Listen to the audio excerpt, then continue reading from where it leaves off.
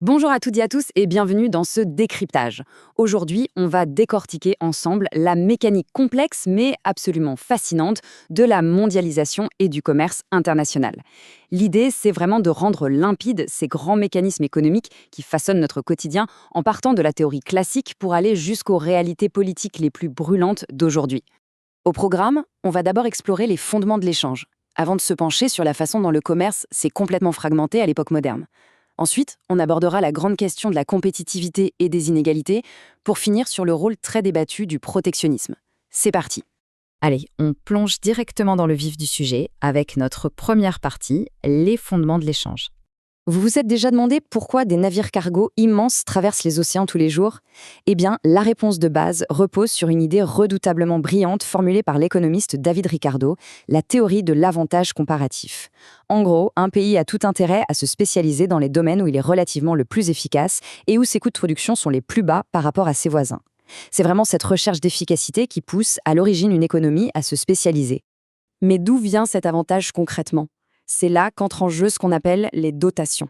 Imaginez ça comme les atouts dans la manche d'un pays. D'un côté, on a les dotations factorielles, c'est-à-dire le travail et le capital.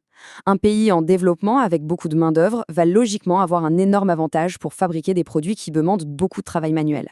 Mais de l'autre côté, et c'est crucial, on a les dotations technologiques. Le capital humain, les brevets, le savoir-faire. Ça permet d'atteindre une productivité folle et de dominer sur des biens à très forte valeur ajoutée. Donc retenez bien ça.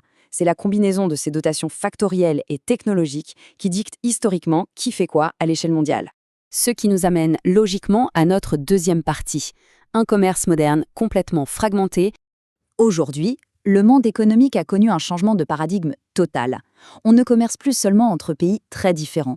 En fait, l'essentiel des échanges se fait entre des pays comparables. Du coup, on n'est plus du tout dans un commerce interbranche classique, mais bien dans du commerce intra-branche. On s'échange des produits issus des mêmes secteurs d'activité. Comment est-ce possible?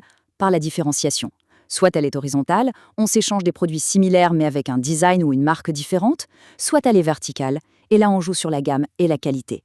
L'exemple parfait, c'est la France qui exporte ses voitures de milieu de gamme vers l'Allemagne et qui importe en retour des berlinaires allemandes haut de gamme. Le produit de base est le même, l'automobile, mais l'offre est différenciée.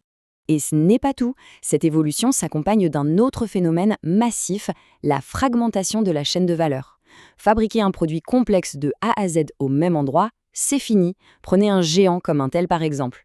L'étape numéro 1, la R&D ultra pointue et la fabrication du silicium, ça reste aux États-Unis, en Israël ou en Islande, là où sont les cerveaux et les technologies. Mais l'étape numéro 2, l'assemblage de routine, elle part directement en Malaisie, aux Philippines ou en Chine, là où les coûts de production sont bien plus faibles. Bref, chaque pays se spécialise désormais dans une tâche hyper précise. Et devinez quoi? Cette fragmentation a totalement transformé la nature de nos échanges pour créer une hausse spectaculaire du commerce intra-firme.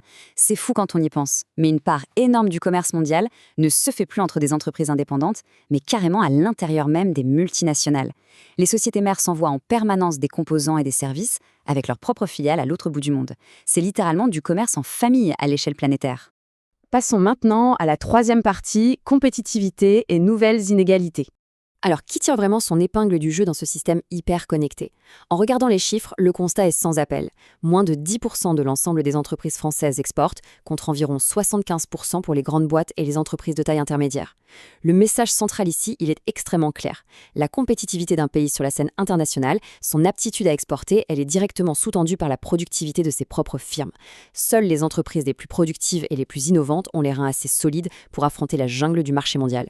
Mais attention! À l'échelle globale, ce grand brassage a eu des effets extrêmement positifs. Le commerce mondial a littéralement fait fondre les inégalités de richesse entre les pays. Des économies d'échelle et la spécialisation ont permis à des pays en développement, comme la Chine, l'Inde ou le Vietnam, de rattraper leur retard à une vitesse vertigineuse. Ils ont profité de la mondialisation pour baisser les prix mondiaux, s'enrichir et réduire drastiquement le gouffre financier qui séparait les pays du Nord de ceux du Sud. Mais c'est précisément là qu'apparaît le grand paradoxe de la mondialisation.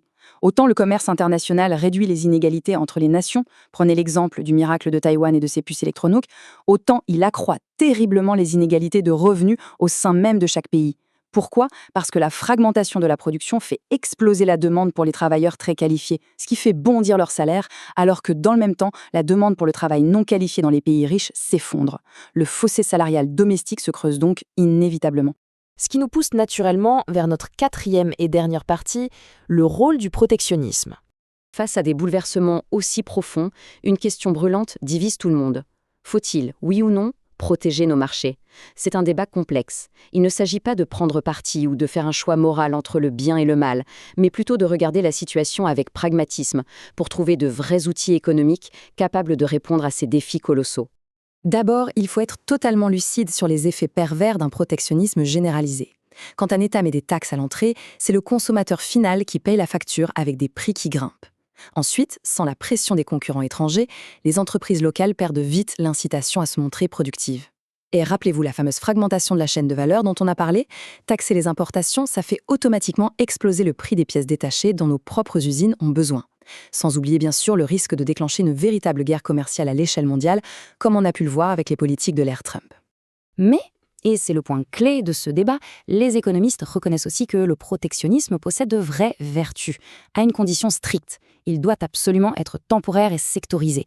On ne ferme pas toutes les frontières, on cible. On peut par exemple protéger temporairement une industrie naissante le temps qu'elle grandisse. C'est la fameuse doctrine de List. On peut défendre une exception culturelle pour sauver notre musique ou notre cinéma.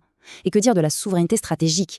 La crise du Covid nous a bien montré l'urgence de protéger nos capacités à fabriquer des vaccins, tout comme il est vital de protéger notre secteur de la défense. Enfin, mettre en place des taxes environnementales aux frontières pour punir ceux qui polluent impunément, c'est du protectionnisme parfaitement justifié et ciblé. Pour boucler ce décryptage, j'aimerais vous laisser sur une réflexion qui donne un peu le vertige. Aujourd'hui, on voit des titans technologiques, comme les GAFAM, accumuler en pouvoir totalement inédit. Alors que nos politiques de concurrence tentent péniblement de s'adapter, comment cette domination quasi incontrôlée va-t-elle réécrire les règles mêmes du commerce international? C'est le prochain grand choc qui nous attend. Merci 1000 fois d'avoir suivi cette analyse en profondeur. On a vraiment hâte de voir comment tout ce grand puzzle mondial va continuer de s'assembler.